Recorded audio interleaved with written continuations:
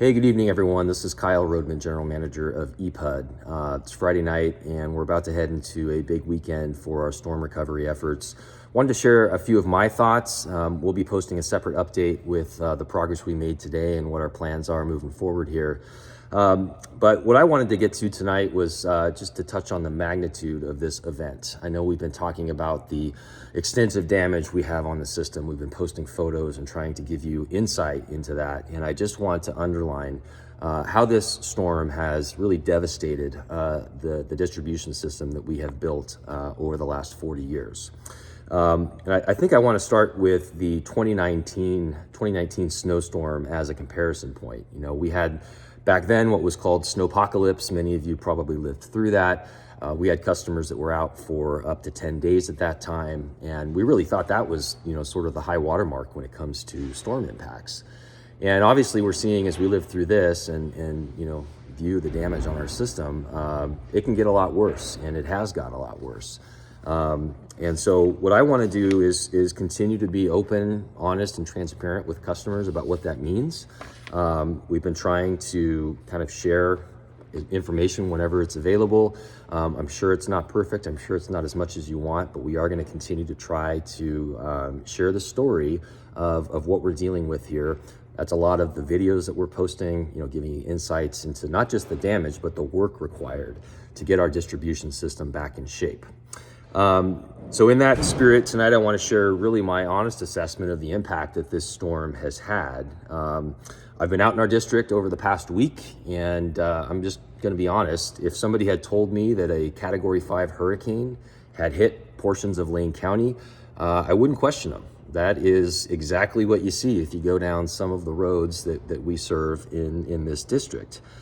We've been sharing some of the photos online, but those really only convey so much. You almost have to go there to see the amount of devastation. You go down a road, it's not just one or two poles that are down, it's every single pole has come down in this storm. It's wire down all over the ground wherever you look. It's that kind of devastation that we're talking about. And so it's one thing for me to see it, but we've had staff out there as well patrolling, looking at every square inch of our system. And as we look at that data and we compile that data, it's quickly becoming clear that what we thought was, you know, extreme damage to our system is in fact more like catastrophic damage to our system. And I want to give a few comparison points to that 2019 storm just to illustrate this. So back in 2019, we had less than 100 poles break, which we thought was a big number. It was a big number, very expensive and time consuming to put those back up. So far in this particular event, and we're, you know, still less than a week in, we have an estimate of over 300 poles that have broken and have to be replaced, and that number continues to climb. We've already documented thousands of unique instances of wire spans on the ground, and in normal times, just a single wire on the ground would require us to dispatch at least a serviceman, if not a whole crew, to go deal with, and we're talking about thousands of those. In terms of dollars and cents, if you look at 2019, we spent a little over $4 million to recover from that. We were able to get some FEMA funding to help replenish that, refund that. But here so far, you know, we've been kind of putting some estimates together for the county to look at what that FEMA request might look like. Initial estimates are more like $10 million at this point, and could in fact go even higher. So the scale, the scope, the magnitude of this event is really just on a different level. So that's the bad news. I want to also give you the good news. And the good news is, following that 2019 snowstorm, we came up with a playbook. And we have been following that playbook to a T throughout this event. So the playbook includes things like get as many outside crews in as early as possible. And we did that. Immediately we reacted, and we pulled in what is now about 20 outside line crews helping us. We have 100 linemen working this system on your behalf to try to restore your power. That's the quickest response we've ever had to any kind of events like this. It also includes things like getting safety clearances done, making sure that the public is not stuck in their home because of a down line across their driveway. It includes things like going heavy on materials and inventory. And so we did that over the last several years. We built our materials up, despite the supply chain challenges, to be able to absorb an event like this. And right now, although we're burning through materials, you can imagine with 20 crews, materials are not an issue for us. And that's a big reason that we went ahead and followed that playbook there. And then the last thing that I would say when it comes to the playbook is to be open and honest and transparent. And I like to think we're doing that. I'm sure we're not providing as much information as everybody would like, but we're really trying. That's why I'm out there in the field showing you not just the damage that's very extensive, but also the work that is required to get this system back to normal. It's not a normal storm. It's not a normal time for us. We are rebuilding our distribution system from scratch. And to do that is a Herculean effort in the best of times. To do that in a matter of a week is almost impossible. We're trying, we're hoping to get there. We're probably not gonna get there for everybody, but we are doing everything we can to make this a timely recovery from a devastating impact. So that's the scale that we're talking about. That being said, the recovery is taking longer than I personally expected when this first hit. The fact that we had a repeat event, that this storm hit us once, we made progress and then it knocked us down again, that was unexpected. And it's taking a lot longer because we were damaged not just once, but we were damaged twice.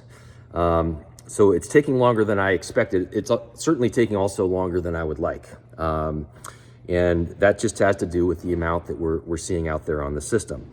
I still think the vast majority of our customers will be in power in the next few days. But what I want to say tonight is the continued message that there will be customers that are in a different category that will have a more extended recovery time, restoration time. And that's where the honesty comes in. There will be a small group of customers that, we've been using the term a week or more for most everybody that's not been included in our daily list of crews. There still is a small group that will be in that list of a week or more, even as of right now on Friday night.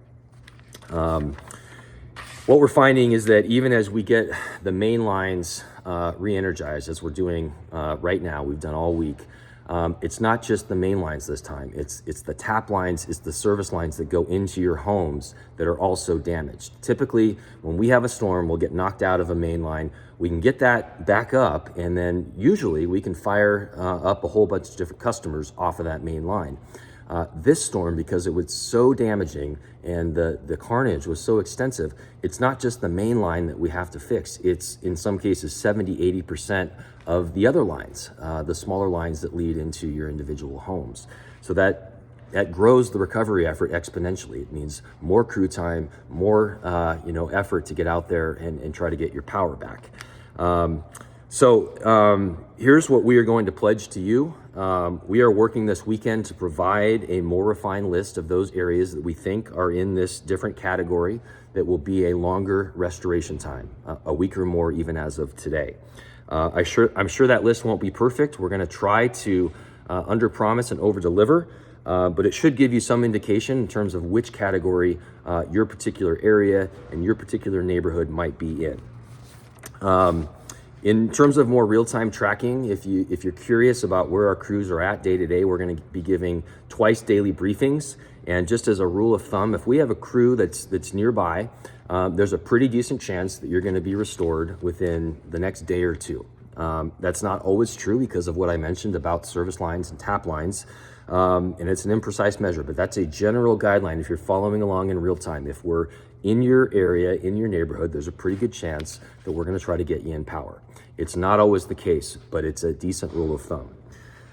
We will continue to refine these efforts as we go forward. I'm hopeful we're going to be in a much better place by the end of this weekend. If I could snap my fingers and give everybody an exact date and time in which your particular home will be back in service, I absolutely would do that. Unfortunately, that's just not the way these things work. It's a dynamic situation with crews in the field having to respond to conditions that we just don't know about at the time they go out. And in some cases, that prevents us from giving a real precise estimate. But you will know everything that we know about what's going on at this utility. That's what we pledge. That's what we learned from prior storms. And we're going to continue this open and honest dialogue about how damaging this storm was and how hard it is for us to recover from it. I know this is frustrating. I want to say that one more time. I know this is frustrating. You don't have to love what I'm saying out here. But I hope you can see that we do have the right plan. We've been through this before. This is much worse. This is a different level, but we have the right plan. We've done this before. We're getting our system rebuilt. We have all the resources we need. We've marshaled them here, and they're on site restoring your power. Now we just need to push forward and get this done. And we will be in contact. We will be in communication all along the way here. We're going to work all weekend. We'll work as long as we need to make sure this happens. Bear with us. If you're not in power, I'm very hopeful you will be soon. Please feel free to reach out if you have any questions. Have a great night, and we'll talk to you soon. Thanks.